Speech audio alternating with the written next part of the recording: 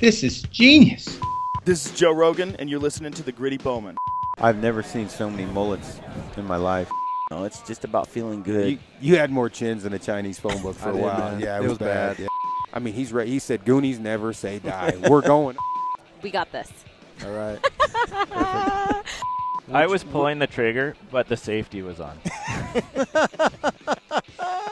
I just Randy Black Eagle. That's it. Boom. That's my. That's how we roll. Just drop the mic and walk away.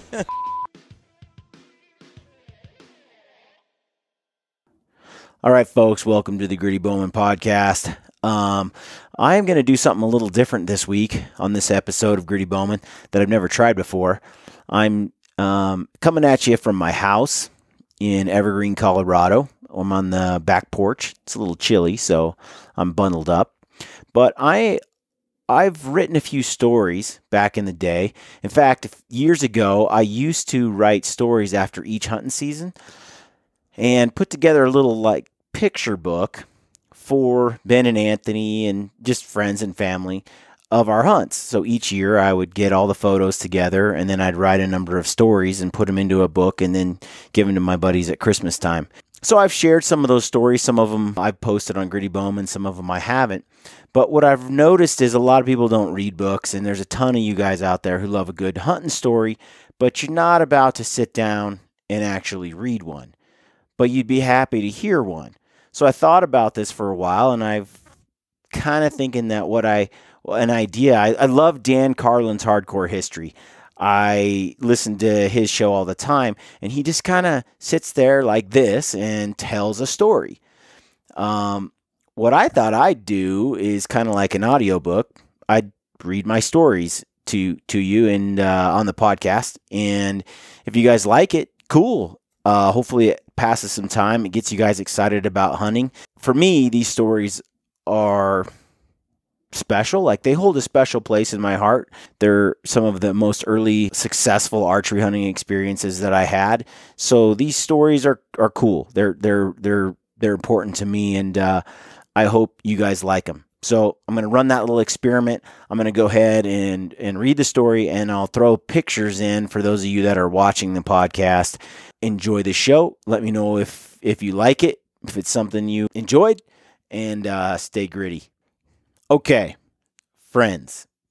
The first story I called Elk Slayer, Master, Hunter, and Friend. And this was a story for my cousin Ben.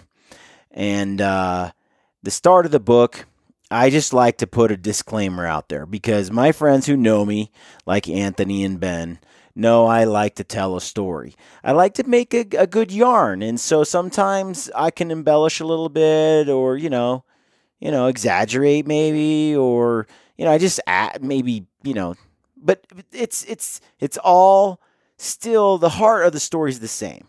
So just so I didn't have to deal with my buddies complaining that it wasn't exactly accurate, I put this disclaimer in place, and it holds true today. Disclaimer.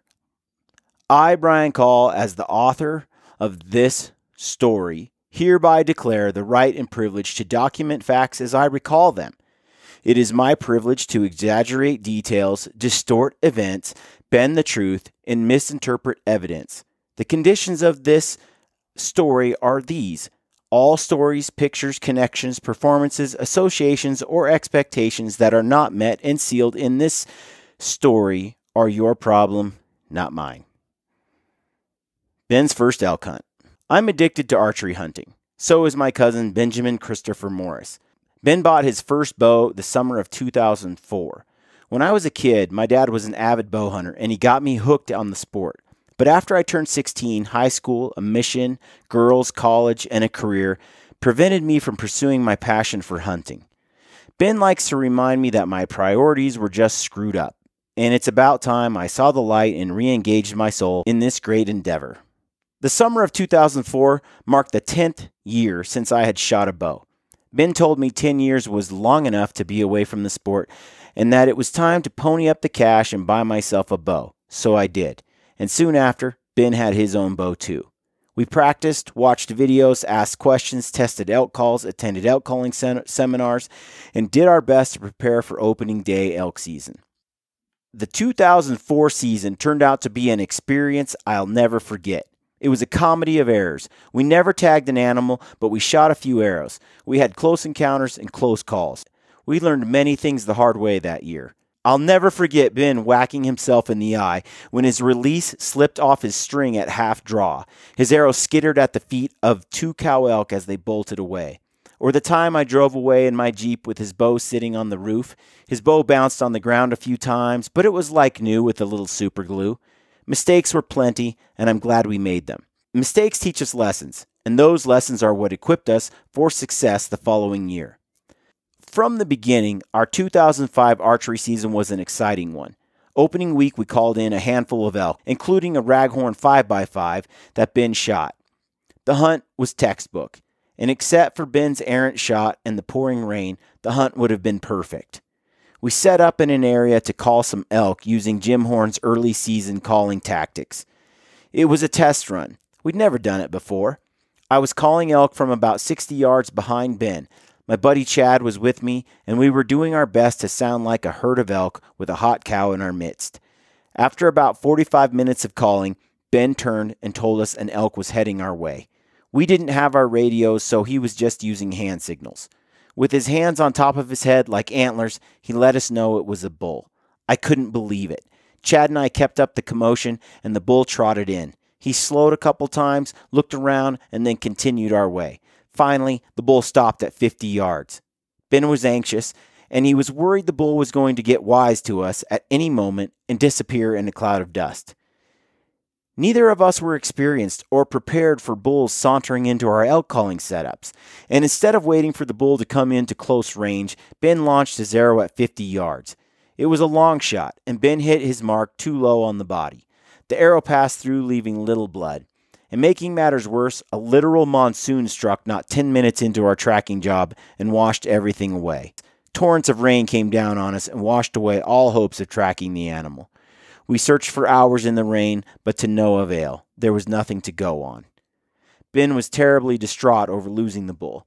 The shot haunted him for weeks, and at the same time, he celebrated the experience. We had called in a bull. It worked just like in the movies. Ben was hooked. The thrill of watching a bull come into him as he lay in ambush was awesome. And I asked Ben to retell the experience many times the days following. We called elk into our setup 3 more times in the subsequent days, but we never did get the shot we needed to come home with an animal. That was opening week. We were able to make more weekend hunting trips before the season ended. On the last weekend of the season, with only 2 days remaining, we loaded our gear into Ben's pickup and headed to the mountains to do a wilderness backpack hunt. Little did we know, that weekend would prove to be an unforgettable experience. We arrived in our favorite hunting unit on Friday afternoon. We put our backpacks on and started hiking. We didn't exactly have a destination in mind. We just wanted to get remote, away from all other hunters and civilization. After hiking about 4 miles through the world's nastiest wilderness over fallen trees, blowdowns, steep ravines, and swampy bogs, we finally settled on a place to set up camp. I set up the tent while Ben glassed the countryside. Elk were talking, and we had about 2 hours before dark to put a hunt on some. Ben spotted a nice herd bull and about 30 cows about 500 yards away from us. We were stoked. I put a stalk on the herd, trying to get in range to make a play on the bull. Ben was supposed to guide me, but he screwed it up. He could never locate me in the thick timber. All he could tell me was that the elk hadn't moved. The problem was I had no idea where I was in relation to the elk. I get easily lost in the woods, and the elk weren't making any noise that I could hear. And Ben, try as he did, could not find me. I ended up about 150 yards above the herd with the wind blowing right at them. The elk spooked and crashed away. This is the funny part, though. They ran right to Ben. It was so unexpected he wasn't prepared for it. All he could do was watch as they came running up the hill toward him, especially because his bow was about 80 yards behind him back at the tent. Still, it was a huge bull, much larger than anything we'd seen all year, and as we climbed into our tent that night, we were elated by the day's action. The next day was incredible. We awoke to the sound of bugling elk. I poked my head out of the tent, and about 80 yards from me, a group of cows were hurrying by. One bugle was very close as well. About 50 yards from us, a bull was screaming his guts out. He was on a ridge behind our camp, and he was running mad.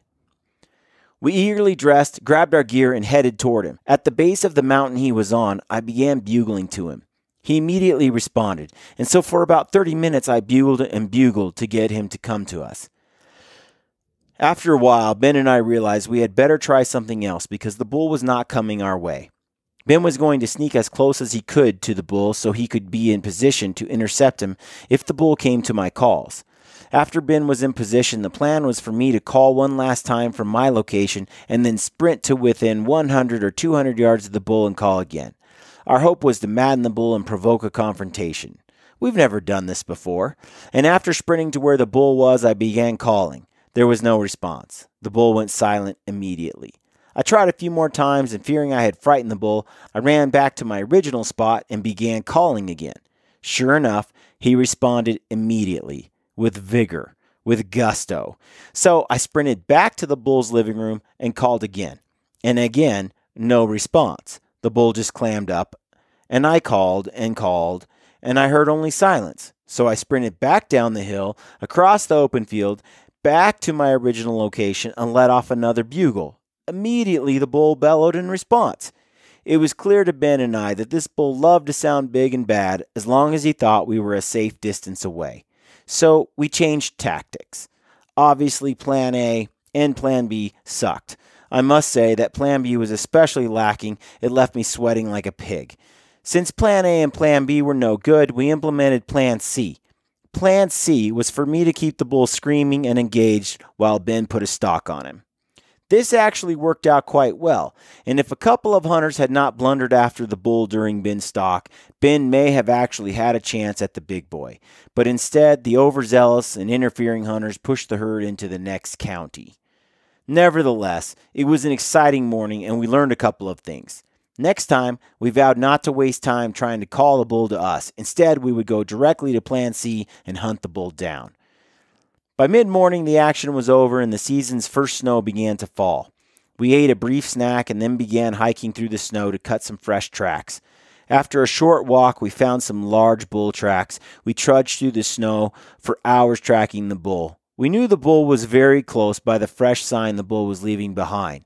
The bull's tracks showed he was obviously unaware of us by his frequent grazing and easy walk. Knowing the bull was close, we walked at a painfully slow pace in his footsteps. We followed the tracks to the edge of a bluff. Then, to our shock, a huge 6x6 bull leapt out of his bed 20 yards from us. The bull was bedded just over the edge of the bluff. He was as shocked as we were. In seconds, the bull was halfway down the mountain, running from us. Ben was drawn, but it was no good. The bull was gone in the blink of an eye. The bull slowed at about 85 yards and gave us plenty of time to get a good look at him as he sauntered away. His wide, mature rack was truly stunning, and Ben and I were happy to see another large bull in the area. Of course, we kicked ourselves a bit, wish we'd seen the bull before he saw us. Success was a breath away, and we failed to reach it. Oh well, we licked our wounds and searched for another bull. As evening approached, we decided to head back to camp and have a hot meal. The entire day, we were never more than 500 yards from our camp. In fact, the bedded bull was less than 350 yards from our tent. We made a short trip back to camp, and I had just begun to boil water on the cook stove when we heard a magnificent bugle on the same ridge from the morning hunt. It was awesome. To this day, I swear it was the same bull from the morning. Ben is not so sure. The bull sounded exactly the same to me. He had a unique bugle, a guttural growl that made your adrenaline pump. He bugled more than once, and we exchanged incredulous looks. Ben's face wore an expression of disbelief and utter joy. We knew the score from the morning hunt and skipped directly to Plan C. It was less than an hour before darkness enveloped the countryside. We had little time. Ben shed all of his excess gear and sprinted across the flatland, dividing us from the bull. The area between us was an old burn, and standing dead trees and fallen logs littered the landscape. The bull was on the mountaintop on the far side of the old burn. As Ben dashed away, I began calling to the bull. The instant I began calling, the old bull returned the challenge. It was exciting to hear the bull in a rutting frenzy. He was completely wound up. The bull was moving toward me as he bugled. I was shocked. During the morning hunt, the bull just sat on the mountain and bellowed down at me. This time, the bull was actually making his way closer to me. Then, surprisingly, the bull went silent. I kept calling but received no response for about 5 minutes. About then, I was sure it was over. Ben blew it, I told myself. The old bull gave Ben the slip before Ben even knew the game had begun. Then I heard the familiar sound of stampeding elk crashing through the woods. Yep, Ben definitely blew it, I said out loud. Vainly, I kept calling anyway, a small part of me hoping I was wrong. Ben had sprinted through the maze of fallen trees to the base of the mountain the bull was on. All arrows still in his quiver, head and hands bare, winded and sweaty, Ben took a moment to compose himself. He calmed his breathing, pulled gloves from his pockets, adorned his head net, nocked an arrow, and looked up. He was standing on a game trail that wound its way up the mountain to where the elk had been that morning, and his throat caught. It was like a jolt of electricity shot through him. Angling down the hill, coming right at him, was the biggest, toughest-looking bull he'd ever been in position to take. Ben did his best to suppress the rush pulsing through him and calmly assess the situation. The bull was coming toward him at a steady pace. He searched desperately for a way to draw his bow without being discovered. The bull was getting closer, and the pitiful hillside was almost entirely barren of cover. At the last possible moment, the bull made a left turn and crossed in front of Ben at 20 yards. Ben glimpsed his opportunity. A huge blackened tree, the only tree sufficient to conceal his movement, stood just ahead of the bull. The bull was moving quickly, and Ben knew he had only moments to get the bow back and settled on the bull before he passed out from behind the tree. He yanked his bow back and settled his 20-yard pin on the bull. He had a diaphragm call in his mouth, but was hesitant to use it. More often than not, the wrong sound just came out of it. Just then, the bull stopped. Ben didn't even have time to think. He just let go, and the shot was beautiful. Although Ben didn't know it at the time. The arrow pierced both lungs right behind the shoulder, hit the shoulder on the opposite side, and bounced halfway back out the entry hole. The bull crashed off on a death run that lasted 100 yards. I thought for sure the death run was a fleeing herd of elk Ben unwittingly spooked. But I knew something was amiss when the sound of crashing elk stopped almost immediately after it began. Elk, when spooked like that, don't usually stop running until they've left you miles behind them. Seconds later, Ben's voice cracked over the radio. "Brian, I shot him. He's a big branched bull. I think the shot was good. I know I hit him because I saw the arrow sticking out of him as he ran away." Darkness fell moments later, and Ben could hear the bull in the night. He wasn't sure how good his shot was and decided to back out of the area and come back in the morning. It was a restless night. Ben rehashed the story for me over and over again. I wanted all the details. We stayed up for hours talking in the tent in the darkness. Ben's excitement was palpable. It hung thick in the air as he relived the experience, telling me the story. Anxiously, we awoke in the pre-dawn light and prepared to find Ben's bull. The snow had come down through the night, and everything was blanketed in white. The morning was beautiful and silent, just two hunters alone in the wilderness with God's creations. The feeling was surreal as we made our way through the snow-covered landscape toward the base of the mountain. I could not believe my eyes when I saw the bull for the first time. The bull was majestic, covered in a layer of snow. He had expired in the night and looked magnificent in the dawning light. Ben kept staring at the bull in wonderment. A look of admiration and disbelief showed on his face. A feeling of pride washed over me. Pride in my cousin, pride in his accomplishment, and pride in our friendship. Well done, cousin. That's the end of the story. We packed the bull out, and to this day, that hunt is probably one of the most memorable hunting experiences of my life, and I wasn't even the guy who shot the bull. The following year, I shot my first elk with a compound, with a bow, a spike that Anthony helped me stock. We spotted on the hillside, and he gave me some signals and walked me into the area where the bull was. And there was 3 bulls there, and I shot a bull. And we packed that out. And the following week, Anthony and Ben and I actually went back for the last 2 days of the season because Ben and Anthony hadn't tagged out. And this story is about those last 2 days of that season. We call the story 2 Bulls in 2 Days. My final week of the 2006 archery season turned out to be a thigh-burning, heart-pumping, bull-bugling, mountain-climbing, cow-calling, elk-rutting adventure I'll never forget. In a sudden change of plans, both Anthony and Ben were able to elk hunt the final week of the archery season. I was shocked and elated when Ben said he could hunt the last 2 days of the season. I must say, his wife is a trooper, sending Ben off to hunt with a 3-week-old infant at home. Even though I didn't have an elk tag, I had filled mine earlier that season, I was eager to help Ben and Anthony fill their tags. My eagerness came from my experience the previous year. In 2005, with 2 days to hunt, Ben and I hiked a few miles into a wilderness area with backpacks and camped in the backcountry. We were in bull rutting paradise the first day, and by sundown on the second day, Ben shot a nice, wide, heavy 6-point bull. We couldn't believe our success. 2005 was only our second year archery hunting, and what made it even more exciting was the way the bull responded to our calls. So, when Ben and Anthony told me they were game for another 2-day backpack hunt in the last 2 days of the season, I was in. I didn't think we could repeat 2005, but we were certainly going to try. About 9 p.m. Thursday night, 2 days prior to season end, we piled into Ben's 350 Ford and headed off to the mountains. My brother and I slept while Ben and Anthony drove. Through bouts of fitful sleep, I occasionally heard bits and pieces of embellished hunting stories as Ben and Anthony shared past adventures with one another. And to hear them talk, you'd think they were Pope and Young come back to life. We arrived at our destination around 4:30 a.m. We got our packs on and hit the trail minutes after arrival. Our plan was to hike 4 miles into the wilderness under the cover of darkness to our favorite lookout and camp spot. With luck, we hoped to locate a hot bull screaming in the early morning darkness that we could entice with our calling routine. So under cover of darkness, we made our way through twisted tangles of fallen logs, creek crossings, rocks, trees, and brush to reach our destination. The scene was picturesque, like some epic wilderness adventure movie. Everything was covered in a few inches of fresh snow.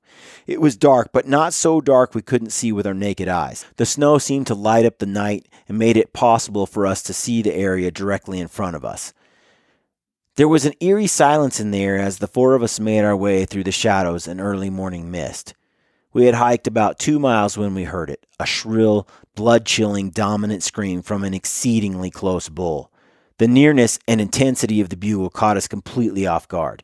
He was enraged, and not more than 50 yards from us. The bull bugled a second time, and the hair on my neck pricked up. We stood there, frozen. Not sure what to do, we just looked at each other with mixed expressions of glee and panic on our faces. The memory of it still makes me laugh. It was too dark to see the bull, but he was right there in front of us, so close. We could hear him challenging us, and the smell of him was thick in our nostrils. Anthony was the veteran hunter. He snapped us out of our stunned silence, and the hunt was on. Brian, drop back about 50 yards and start calling.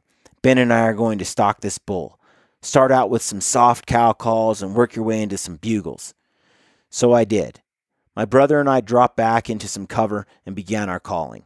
My heart was pounding madly as the bull in full rut bellowed his challenge in response to us. I was doing my best to sound like another herd of elk, and the bull was responding aggressively. But after a few moments, to my dismay, I realized the bull wasn't moving toward us. I could hear his deep, piercing bugle slowly moving in the opposite direction. I was desperate for him to stop and give Ben and Anthony more time to move in on him. It was still dark when Ben and Anthony began stalking the bull, and the bull never stopped bugling. I was confident they hadn't spooked the bull because he sounded quite calm. He was in his element, screaming and rutting the whole way. After about 10 minutes, I saw the bull for the first time. He was about 250 yards midway up the mountain. The early morning mist was burning off, and the sun was just lighting things up. Only 10 minutes earlier, we were shrouded in darkness.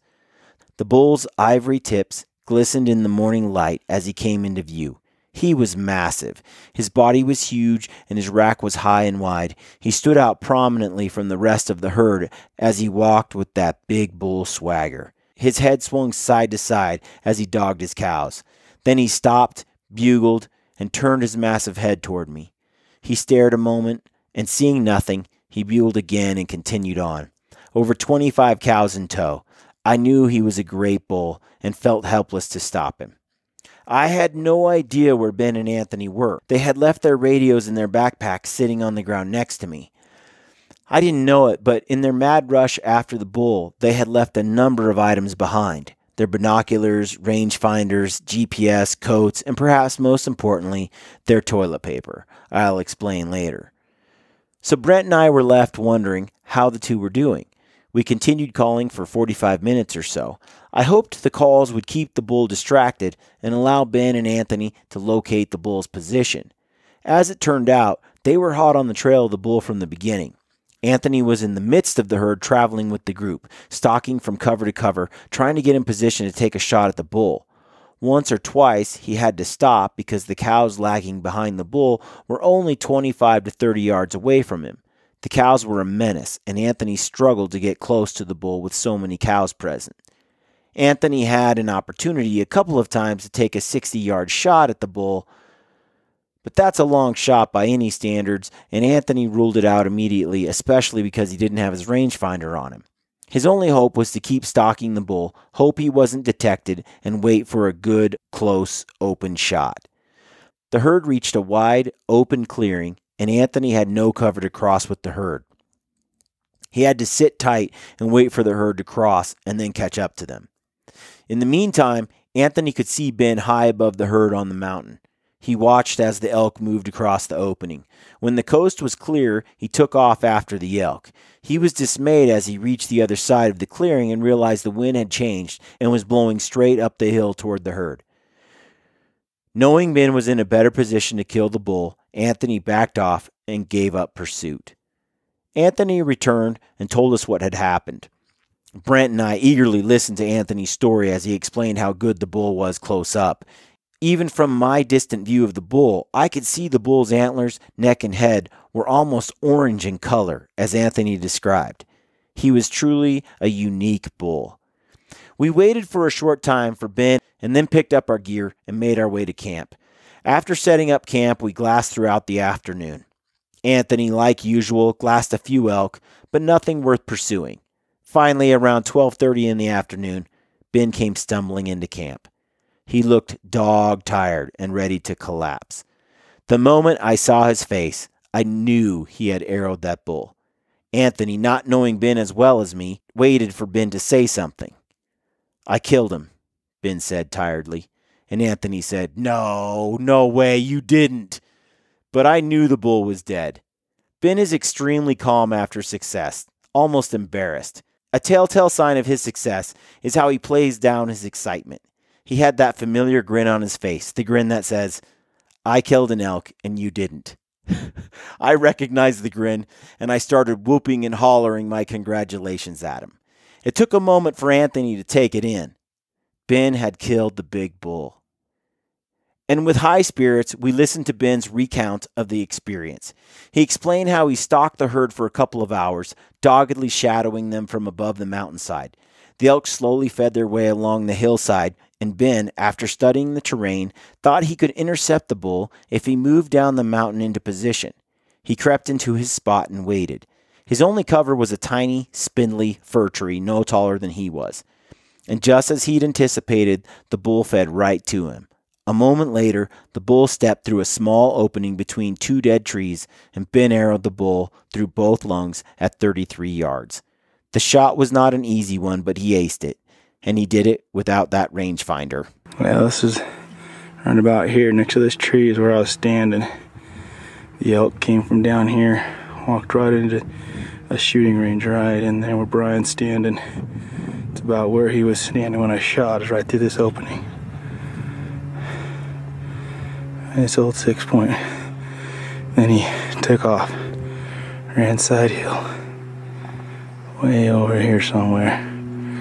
We're gonna walk over there and get some pictures and have a look. After the shot, not knowing if he had killed the bull, Ben felt a tremendous urge to unload his bowels. He had been holding it all morning and couldn't wait a moment longer. He'd stalked the bull, shot him, and it was time to relax. But wait, as I said before, there was no toilet paper. He had the urge and no tools to handle it. Needless to say, like the resourceful outdoorsman that he is, he found a way to get her done. Although I thought I smelled something funny when he came into camp. The deed accomplished, he searched for his bull, and sure enough, not 50 yards from where he'd shot him, the bull lay dead.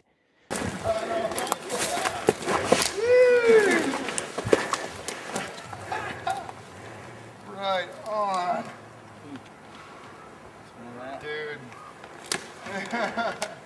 Nice job, Ben. Look at that. I knew it was orange-handed like that. We worked through the afternoon and into the night to pack that behemoth out.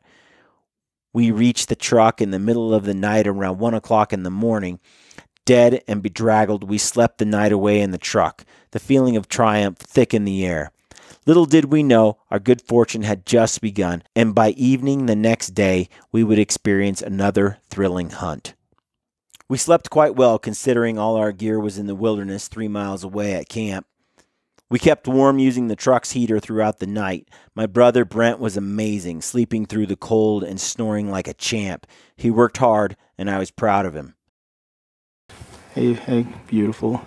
Say hi to the camera. Hi, camera.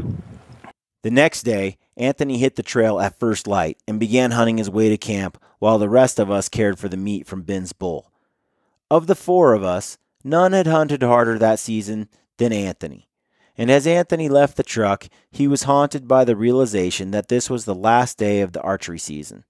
It was a tough year. He'd given his all, and the thought of going home empty-handed unsettled him. "I've got to get a bull. I'm going to get a bull today," were his parting words as he left the truck. Resolute determination radiated from him as he left. We all knew that if anyone could pull it off in the last minutes of the last day of the season, Anthony was our man. We all felt he earned it, and we were determined to make it happen.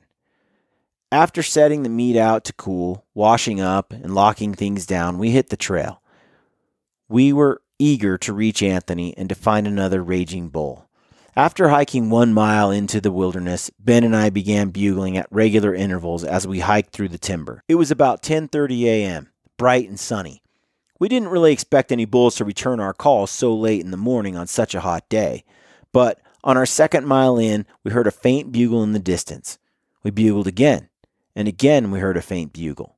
Then a moment later, we heard another bugle from somewhere else.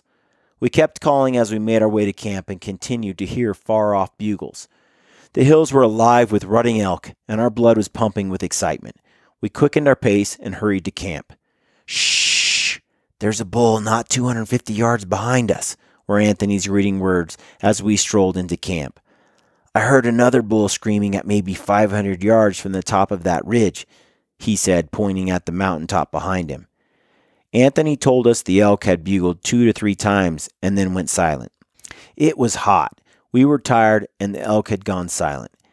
Anthony decided that the best course of action was to sit tight, be patient, and wait until just before dark to hunt the bulls. And with luck, the bulls would be screaming without our encouragement.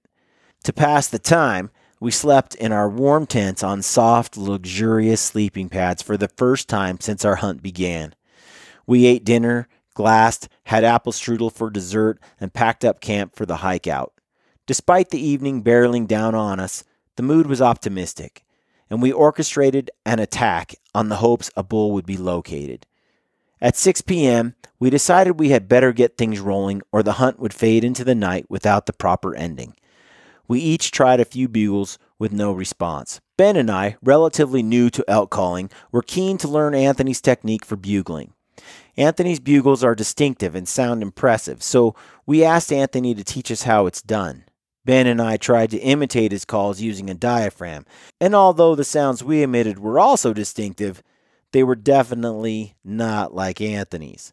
Every now and then, while practicing, one of us would sound off a bugle from our Primos Terminator bugle as well. This practice session continued for about 30 minutes when we heard a ripping bugle from the ridge behind camp, about 500 yards away. The hunt was on. Light was fading fast, and we knew we only had minutes to close on the bull before darkness fell. Anthony, with a grin on his face, took off running after the bull. Ben and I were going to do our best to get the bull fired up and bring him in. It didn't take much either. From the bull's first bugle, he was coming in strong. Ben was glassing the ridge desperately to find the bull and to let Anthony know where he was. Brent and I were breaking limbs, cow calling, bugling, and doing our best to sound like a hotbed of elk activity. The bull bellowed at us as he came headlong toward the elk sounds. Things happened so fast. One moment the bull was bugling from the top of the ridge. The next, he was 100 yards closer and moving our way. At first, I thought it was a different bull. The bull screamed at every call, and sometimes he double bugled. He was coming in on a string, and all of a sudden, there was silence. Nothing. The bull was gone. We had no idea where Anthony was or if he'd ever seen the bull. I continued calling, softening the sounds in case the bull was close and coming in quietly. I crouched there, calling, hoping that Anthony had closed the deal on the bull. What seemed like forever later, a crackle pierced through the radio, and in a whisper I heard, "I shot him." I could not believe it. Anthony had done it. He arrowed the bull in the last few minutes of shooting light on the last day of the season. He had done it. We had done it. Later, Anthony described the following details in a story he wrote. Quote, "Brian was the key to my success." All right, maybe he didn't use those exact words, but he probably meant to. Actually, the story goes something like this. I took off running to cover the 400 yards of flatland before I started to climb the mountain the bull was on. As I neared the base of the mountain, I could tell the bull was fired up, and I had cut the distance between us in half. The bull screamed at every call my friends made, and was double bugling as I glassed up the hill and saw him literally charging towards me. He stopped twice to thrash some innocent pine trees. I barely had time to knock an arrow and kneel behind a dead tree when he burst into an opening at 15 yards. I called to stop him. He froze, and I released my arrow. My arrow passed through him, and the bull bolted. I stopped him again with a cow call at 70 yards. The bull, in a rutting frenzy, searched frantically for the cows he'd heard, and after a long moment, he bedded down. To my dismay, I thought my shot was a little too far back for a quick kill. I found my arrow and could see it was covered in dark red blood. I decided to stalk in a little closer just in case he got up. As I closed the gap to 60 yards, the bull stood up. I shot and missed just over his back. He started to bolt, but stopped again when I cow called. He immediately laid back down. I crept up to him again and was able to get within 15 yards of him by walking up an old dead tree. Facing straight away from me, the bull stood up. I drew my bow, held my draw as long as I could, but finally had to let down. Then the bull moved to the side, and I shot him quartering away at 15 yards. The arrow looked to be perfect. The bull ran off again, but circled back around as I called to him. He bedded down a third time. I watched him until it was almost too dark to see through my binos. Just as I thought I would lose sight of him, he stood up on all fours and then tipped over with a crash. Needless to say, Anthony was totally pumped. 2 great bulls in 2 days. That night we celebrated as we packed out our camp and half the meat. We got to the truck at 2 a.m., we slept in the truck again and went back at 6 a.m. for the rest. What a great hunt. Anthony kept telling himself that his only satisfaction of the year might have to be that he hunted until the last possible moment of daylight of the last day of the archery season. The end. So that's the story, folks. A couple of the early stories. We've got a bunch more. If you like the podcast, let me know, and maybe I'll read some more. Anyway, I hope everybody's having success on their hunts this year, and maybe not tagging out, but enjoying the outdoors and really making some memories, because that's really what it's about. Relationships, friends, memories, experience in the outdoors. So hope everyone's having a safe season and a good season. And I just want to say thanks to everyone that supports the podcast. It's been a wild ride and a fun adventure and a fun thing for me to do. And I just want to say thanks to everybody who's out there supporting us. And I just want to say, stay gritty. Hey, handsome. Huh? Woo? Hi. Is that on? Yeah, let's check and see if it works. Looks like it's working. I don't know. Hey, where are you going? Away. Okay, Gritty friends, I hope you enjoyed that podcast. If you did, please take a moment to leave us a review on iTunes, Podbean, or Stitcher. We love reading your reviews. And connect with us on social media if you're on there. Look us up on Facebook and Instagram, and take a moment to subscribe to our YouTube channel so you can receive notifications when we upload new videos. We've got a sweet deal with Mountain Ops. You get 20% off on all Mountain Ops supplements, combo packs, and apparel when you type in the word Gritty at checkout. If you're a hardcore elk hunter, or you want to be, go to the Elk 101 website online and check them out. Our friend Corey Jacobson is killing it with some of the best elk hunting information and entertainment on the web. Alright friends, let me leave you with one other quote from Theodore Roosevelt, who said, "It behooves every man to remember that the work of the critic is of altogether secondary importance, and that, in the end, progress is accomplished by the man who does things." We all have a choice. We can be people who do things, or people who criticize the work of others. It's pretty simple, really. Get out there and do your thing. Good luck on your hunts, and stay gritty.